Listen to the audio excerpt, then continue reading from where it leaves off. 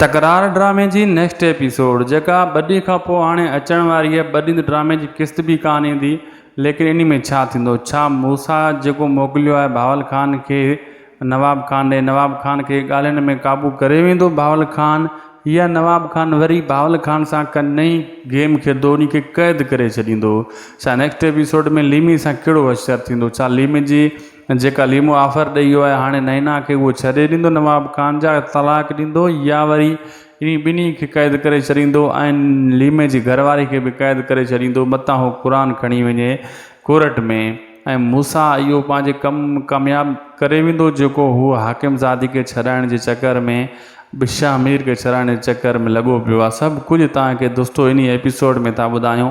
पहिरियां इन खे पूरो ॾिसो वीडियो खे, थी सघे तो उदासी टीवी यूट्यूब चैनल ऐं फेसबुक पेज खे फॉलो, लाइक, शेयर ऐं चैनल खे ज़रूरु सब्सक्राइब कंदा।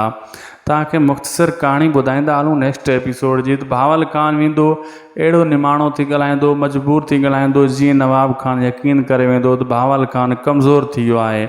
लेकिन नवाब ख़ान खे एतिरो शक आहे त हिननि खे मोकिलण वारा मूसो ऐं सिजावल आहे, लेकिन हू थोरो तकबर में अची वेंदो त वाक़ई ही कमज़ोर थी विया आहिनि ऐं ॻाल्हियुनि में अची वेंदो, ऐं जेको बावल ख़ान फ़ैसिले जूं ॻाल्हियूं हुन सां तय करे ईंदो।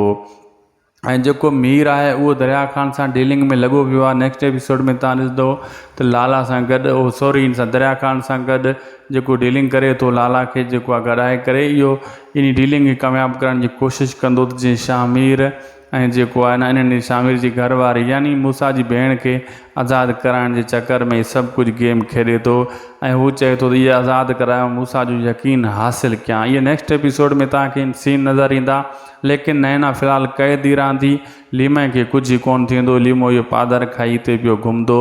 अॼु जो वीडियो पुॼाणी ते असांखे ॾींदा इजाज़त, ख़ुदा हाफ़िज़।